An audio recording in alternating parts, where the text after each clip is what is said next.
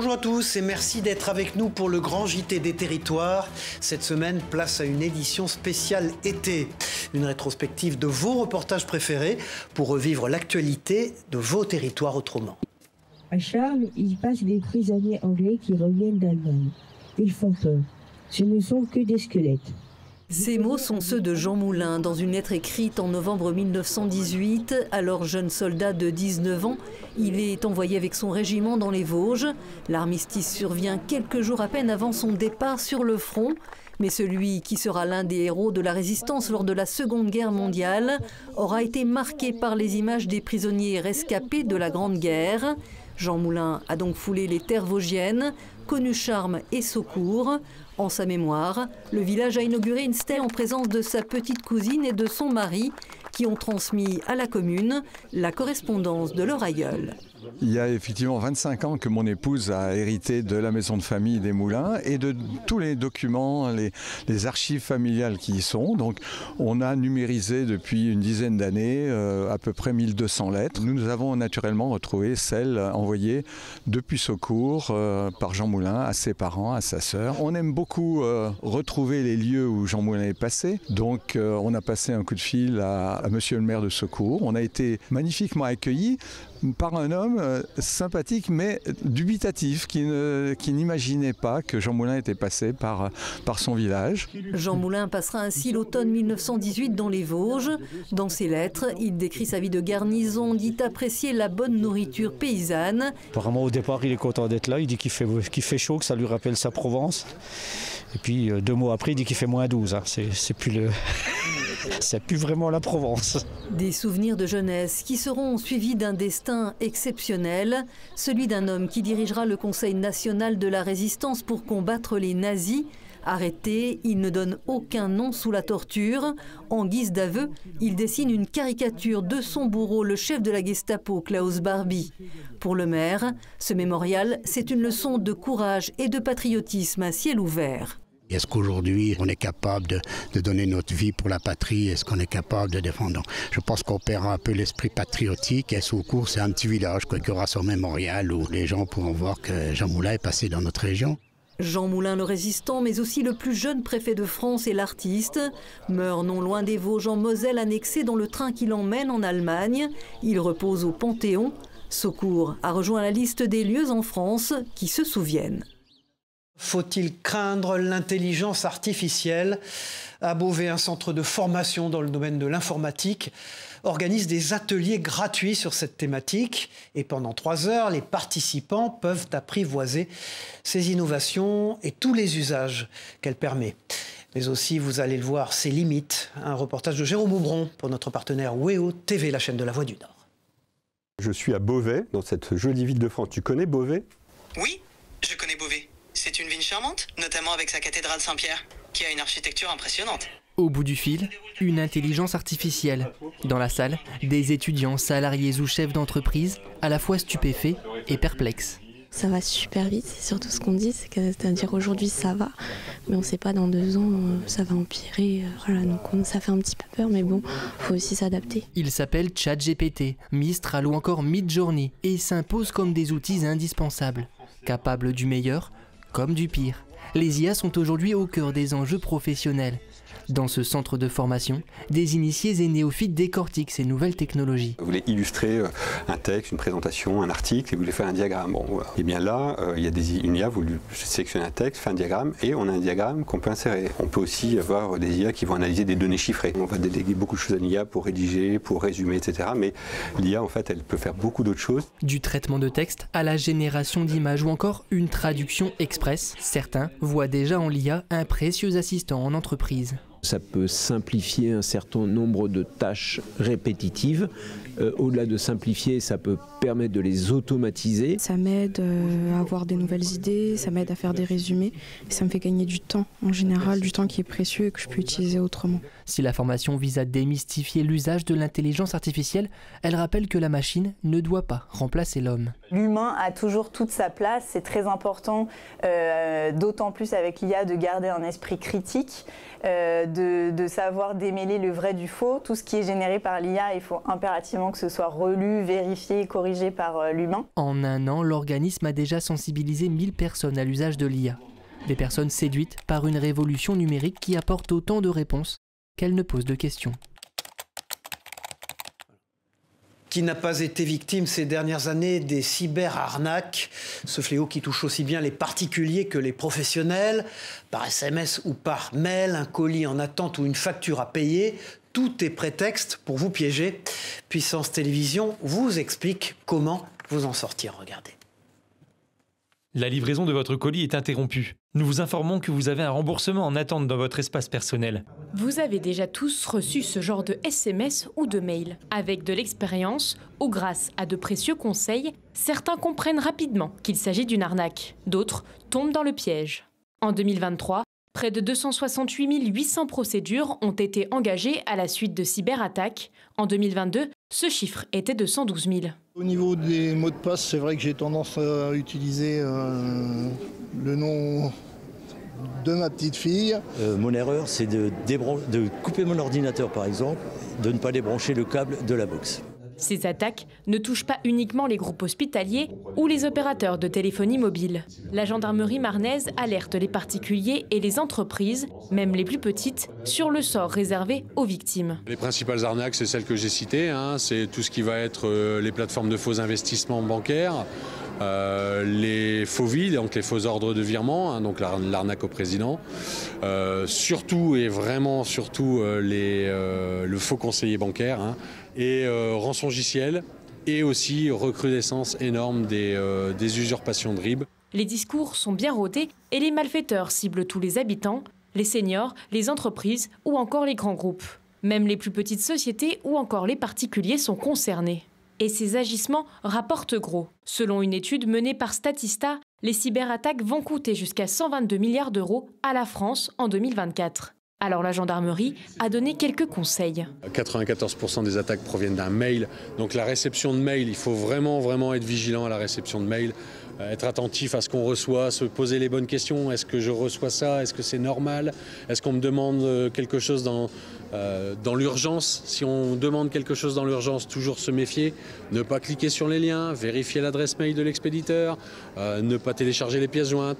Cette conférence a permis de sensibiliser certains vitrias. Ils étaient près d'une centaine dans la salle du manège. Pour lutter contre ces cyberattaques, des sites existent pour dénoncer des SMS ou des mails frauduleux. Parmi les plus connus, Pharos ou encore Signal Spam.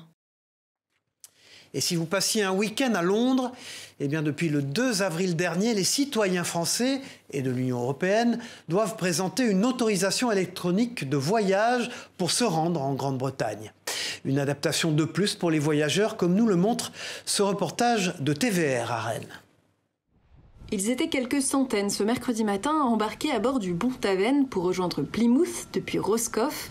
Mais pour la première fois, en plus du titre de transport et du passeport, il fallait être en possession d'un ETA, une autorisation de voyage électronique exigée désormais par le gouvernement britannique.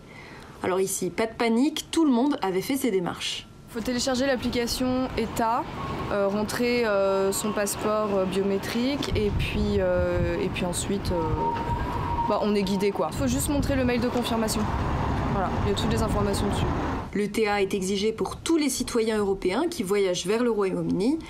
Les citoyens britanniques, eux, peuvent toujours rentrer librement, à condition de ne pas se tromper de passeport. J'ai rempli pour la Eurostar avec les détails de mon passeport français et c'est là où il a exigé que j'ai une ETA pour pouvoir rentrer plutôt en Grande-Bretagne. Marilyn et Sarah font partie de l'association Intégration Creasbrace qui accompagne les démarches administratives et crée du lien dans la communauté anglaise de Centre-Bretagne. Le site est en anglais, seulement en anglais.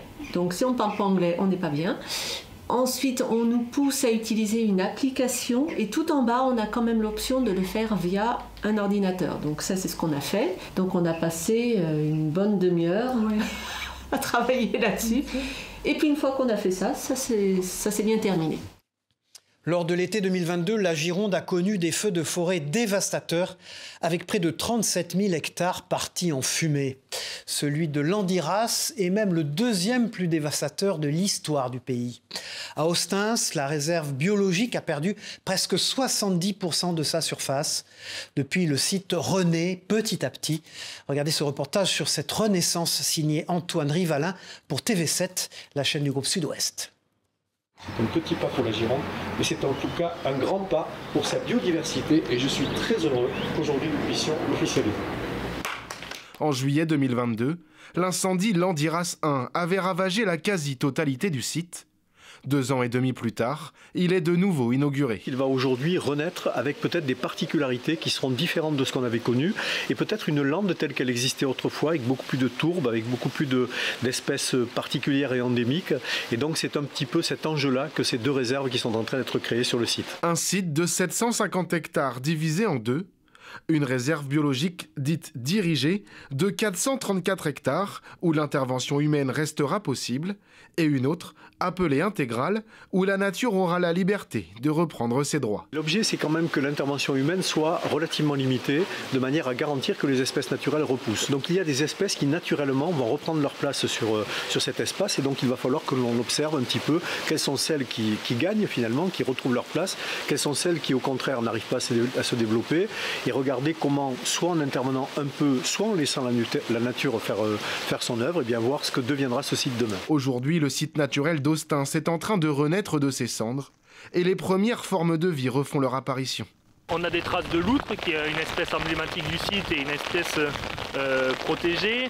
On a pas mal de papillons qui sont déjà sur le site. On a pas mal d'oiseaux, comme le busard des roseaux. Et sur la flore, les inventaires du CBNSA et des partenaires du département ont montré qu'il y avait eu plus de résilience qu'on ne le pensait et que certaines espèces patrimoniales et menacées qu'on pouvait retrouver sur le site ont résisté au passage du feu. Il y aura la possibilité pour tous de visiter une grande partie de la réserve biologique. Focus sur le braille maintenant, ce système d'écriture tactile avec des points saillants qui permettent aux malvoyants de lire et d'écrire. En Moselle, un ingénieur a inventé un boîtier pour apprendre le braille de manière ludique. Regardez ce reportage de notre partenaire Moselle TV. Je m'appelle Jean Massou et j'ai fondé Andy Exceller en créant le projet Braille, qui est une console de jeu pour apprendre le braille de manière ludique, autonome et personnalisable. Et pour apprendre le braille en s'amusant, l'ingénieur a imaginé son invention en 2 parties.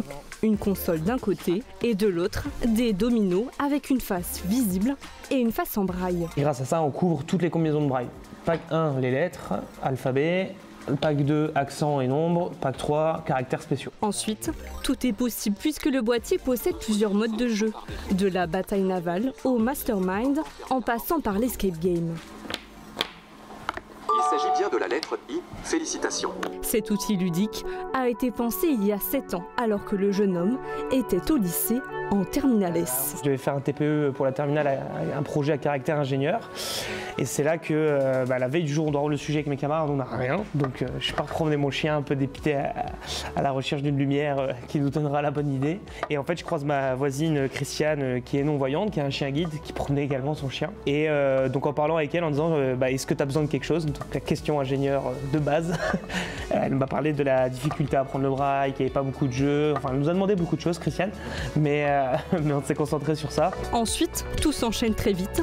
Sa voie est toute tracée, en route vers l'entrepreneuriat. Je pense que ça m'est tombé dessus jeune, donc ça a un peu défini ma voie et mon chemin, mais je me voyais inventer des trucs, je voulais être ingénieur, donc je me voyais créer, inventer, mais je ne pensais pas dans ce domaine-là en tout cas, ou à ce niveau-là. Le jeune créateur intègre le programme Entreprendre pour apprendre, puis un incubateur lorrain, 9 versions du braille et 3 ans plus tard, le Messin lance son entreprise à Nancy et commercialise son invention en 2021. Après un passage au CES, le plus grand salon technologique du monde, à Las Vegas en janvier dernier, l'inventeur de 25 ans compte bien conquérir le monde avec son braille. Et puis partons maintenant dans l'Aube pour découvrir le championnat de France de triathlon des sapeurs-pompiers, une discipline sportive qui partage beaucoup de valeurs avec la profession et notamment celle du sacrifice. Près de 250 soldats du feu sont venus de toute la France pour l'occasion. Reportage de Canal 32, regardez. Dernier échauffement, dernier conseil, encore un regard sur le parcours avant de se jeter à l'eau. Près de 250 sapeurs-pompiers venus de toute la France sont au départ du triathlon des lacs. Bon challenge pour le côté équipe, cohésion et puis pour essayer de se donner du plaisir et puis d'être là avec tout le monde. On a organisé avec le SDIS et le TOS ce championnat de France de triathlon. Sapeur-pompier, et donc en tant que pompier au bois, je me devais de participer à l'épreuve. 750 mètres de nage, 25 de vélo, et on finit par 5 de course à pied. 9h, le top départ est donné. Objectif pour les soldats du feu, se challenger, mais surtout vivre un moment de cohésion. La dernière édition du championnat de France des sapeurs-pompiers se tenait il y a 3 ans dans le Calvados. Le SDIS de l'Aube s'est porté candidat pour organiser l'événement en partenariat avec le club de triathlon troyen. C'est la première fois qu'on l'organise dans l'Aube. D'habitude, c'est à la charge des unions départementales et des SDIS de le faire. Ça faisait 2 ans qu'il n'y en avait pas, donc on s'était lancé dans le projet pour toujours développer nos activités physiques, le sport chez les sapeurs-pompiers dans le département. Il y a tous les niveaux, il y a vraiment des champions comme Monsieur Tout-le-Monde qui se lance le défi. Sur la ligne de départ, une quarantaine de pompiers locaux sont venus porter haut les couleurs du SDIS de l'Aube. Après un peu plus d'1 heure d'effort, Tony Baheux se place 3e et décroche le titre en catégorie master. Avec certains de mes collègues, on a justement essayé de monter une équipe l'année dernière pour déjà participer à cette épreuve qui a lieu déjà depuis des années. Mais sans savoir que les championnats de France auraient lieu cette année, donc c'est génial parce que du coup on a sensibilisé pas mal de monde déjà l'année dernière. Et puis du coup cette année ils ont re-signé pour refaire les championnats de France. Les derniers sportifs boucleront le triathlon en près de 2 heures. Le prochain championnat de France sapeurs-pompiers pourrait se tenir dans 2 ans. Il est l'un des meilleurs joueurs du monde de tennis. Il est 22e mondial et pourtant, vous ne le connaissez pas. À 85 ans, Roger enchaîne les titres dans la catégorie senior et prouve que l'âge ne doit pas être un frein. TBO et TB Sud, les chaînes du Télégramme, ont rencontré ce champion tout à fait hors norme. Regardez. Ça, c'est championnat du monde. Alors voilà, championnat de France. Des médailles, Roger ne sait plus quoi en faire. L'octogénaire a pourtant commencé tard le tennis. J'ai commencé à 53 ans. Je suis Roger Nigola, 22e mondial en plus de 85 ans. Quand je suis arrivé à Crozon, j'ai battu des gens qui ont dit qu'ils allaient arrêter le tennis. Il y en a 2 ou 3 qui ont arrêté le tennis, dégoûtés. Ils se demandaient comment c'était possible à 85 ans de courir comme ça. Et c'est difficile parce qu'il n'y a pas de vétérans ici, quoi. Je suis le seul vétéran. Il y a des vétérans, mais ils ne veulent pas jouer, quoi. Ils ne veulent pas parce qu'ils ont peur de... Ils veulent pas... Ils savent qu'ils ne gagneront pas, quoi. Malgré ses 85 ans, Roger s'entraîne 3 fois par semaine, une rigueur lui permettant de jouer au plus haut niveau. J'étais dans l'équipe de France des 80, mais pas 85 puisqu'il n'y en a pas. Je me bats pour ça, mais ils ne veulent pas. Ils ne veulent pas faire de 85, alors qu'on est assez nombreux, puisqu'il y a des pays comme l'Australie, les États-Unis, même les Japonais qui jouent au tennis, qui ont des catégories 85 et 90. Sa raquette, le secret de sa longévité selon Roger. Si je ne faisais pas de tennis, je serais déjà mort, quoi. J'aimerais bien mourir sur un terrain de tennis. C'est super, plutôt que de mourir dans un lit. Originaire d'Espagne, le paddle est la nouvelle tendance sportive en France. La discipline compte déjà 50 000 adhérents. La région Occitanie, elle, est la première région française en nombre de licenciés. Aujourd'hui, l'offre du paddle est aussi diversifiée que celle du tennis. VIA Occitanie a donc voulu comprendre l'engouement autour de ce sport. Des vitres autour d'un terrain légèrement plus petit qu'un court de tennis et une raquette en carbone percée de trous, vous avez sûrement reconnu le paddle. Ce sport originaire du Mexique et importé d'Espagne en France n'est plus à présenter dans notre région. Depuis quelques années, l'Occitanie est la première région française avec le plus de licenciés. À Moguio, 3e club d'Occitanie, Jean-Bernard Keane enseigne le paddle depuis 8 ans. On est une région où on peut jouer beaucoup, c'est-à-dire que ce que j'ai remarqué, on est pratiquement 900-800 membres, donc ça veut dire qu'on est 400 membres de paddle. Et sur ces 400 membres de paddle, il y a 300 joueurs classés. C'est-à-dire qu'il y a des tournois toutes les semaines. On peut jouer, soit faire un tournoi le lundi, il y a des clubs qui proposent le lundi, des tournois le mardi, le mercredi, le jeudi. Des cours collectifs, des cours individuels ou une simple location du terrain ainsi que des créneaux pour les enfants. L'offre de paddle est aujourd'hui autant diversifiée qu'au tennis. Les tarifs avantageux d'un club municipal rendent le club de Moguio très attractif au point que les terrains sont souvent réservés une semaine à l'avance. C'est un sport très ludique, très facile d'accès. Vous pouvez jouer au paddle sans avoir fait vraiment de sport de raquette. On peut faire, vous arrivez 4 dames qui viennent faire une partie. Moi, en tant que moniteur, au bout d'une heure, je peux leur faire un match. Avec 15 000 licenciés en Occitanie, dont un tiers rien que dans l'Hérault, des enseignes spécialisées commencent à voir le jour. Ouvert depuis le 30 novembre, Sam a déjà vendu des centaines de raquettes. Ce qu'on me demande, c'est surtout du conseil par rapport aux raquettes, parce que il y a beaucoup de choix. Moi, au magasin, j'ai une centaine de raquettes, mais je pense que sur le marché, il doit y avoir à peu près 600 raquettes différentes. Donc les joueurs, les consommateurs sont un peu perdus dans ce qu'ils doivent acheter, parce que par rapport au profil des joueurs, si on est plutôt attaquant, défenseur, joueur de gauche, joueur de droite, débutant, confirmé. Des enseignes 100% padel et des terrains qui se multiplient. Pour répondre à la demande, une cinquantaine de nouvelles pistes devraient voir le jour d'ici fin 2025 dans l'Hérault. C'est une magnifique histoire que je vous présente maintenant. À seulement 16 ans, Lucas est pilote de montgolfière. Il est d'ailleurs le plus jeune pilote de France. Et pour son premier vol en autonomie, notre partenaire La Dépêche du Midi a pu monter à bord avec lui. Il nous explique sa passion transmise par son père. Regardez. On a la température, on est à peu près à 15 degrés. On regarde du coup le poids qu'on peut porter, 346 kg. Mon père est pilote et mais mon voisin aussi et du coup je suis presque né dedans et du coup ça m'a donné envie d'être le plus jeune pilote de France. On est en train de faire un vol en montgolfière avec mon père à côté du coup, en montgolfière aussi. Et voilà, c'est mon premier vol en tant que pilote. Ouais, je suis content du premier vol. Ouais. Puis c'est un beau paysage, beau vol, beau terrain. Avec le père, du coup, c'était bien. Le prochain, pour quand ? Je sais pas encore, on verra avec la météo. Voilà, on peut les voir aussi en montgolfière, si vous avez vu le sujet précédent. La France regorge de très beaux paysages partout dans nos régions. La Fédération française de randonnée a donc décidé d'organiser des séjours itinérants pour ses licenciés afin d'explorer les paysages cachés et savourer le terroir local. TL7 nous propose donc une immersion dans la Loire, cette fois-ci. Regardez. Entre Mont-du-Forêt et Gorge de la Loire, une aventure rassemble les passionnés de nature et de grands espaces. Ces séjours itinérants, organisés par le comité ligérien de la Fédération française de randonnée, mêlent découverte et convivialité.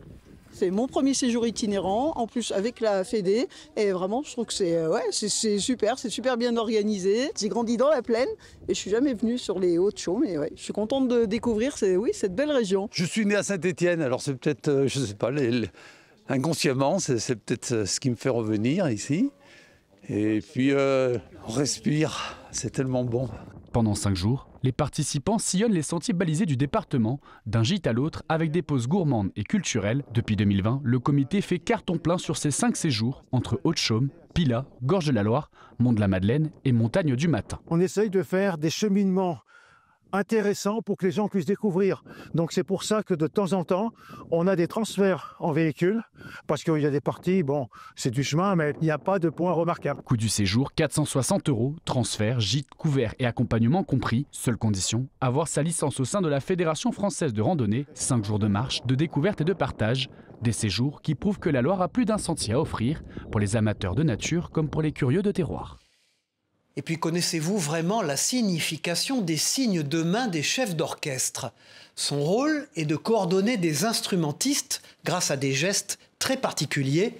Découvrons-les, ce sont des secrets de ce métier grâce à ce reportage de 8 Mont-Blanc. Regardez. Des mains qui virevoltent au rythme de la musique et des gestes précis. Mais justement, à quoi correspondent-ils ? Donc simplement, si je veux les faire partir, je fais comme ça.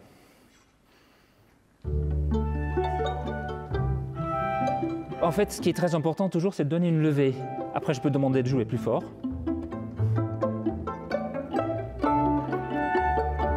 Face au chef d'orchestre, c'est un quintet qui répète aujourd'hui pour le marathon du piano d'Évian. Concentrés sur leur partition, les musiciens gardent toujours un œil rivé sur lui. Des indications de tempo, des indications de départ tout simplement aussi. Et puis après, on regarde notre partition, mais on est censé aussi le regarder soit directement, soit indirectement. Et n'allez pas croire que le chef d'orchestre est toujours debout face aux instrumentistes. Lui-même musicien, il apprécie de retourner pendant le concert à son premier amour, le piano. On commence déjà avec l'étude d'un instrument, à vraiment maîtriser ça. Et puis l'envie de diriger vient souvent un petit peu plus tard. Donc ça c'est le cas oui, pour presque tous les chefs d'orchestre. Et puis moi j'avais commencé par le piano, donc c'était tout simplement comme ça. J'ai joué un peu de violon aussi. Pas pendant très longtemps, mais bon, c'est quand même utile aussi quand on est chef d'orchestre d'essayer plus d'instruments. Une bonne connaissance des différentes familles d'instruments et surtout un imaginaire sonore très développé sont la clé pour prévisualiser la couleur des instruments, les hauteurs ou encore les accords. Est-ce que c'est clair ce que... Ça se prépare avant, donc on a ce qu'on appelle le conducteur en français, donc la partition d'orchestre où il y a toutes les parties superposées de tous les instruments, ce que joue tout le monde en même temps. Donc en tant que chef on a ça, et puis on prépare les répétitions comme ça, on regarde qu'est-ce qui va avec quoi, quels instruments jouent ensemble. Diriger quelques musiciens à plusieurs dizaines d'instrumentistes, un rêve de gosse devenu réalité pour ce virtuose néerlandais. Merci d'avoir partagé avec nous cette rétrospective des meilleurs reportages du Grand JT des Territoires. À très bientôt pour un nouveau rendez-vous et une nouvelle édition. Au revoir à tous.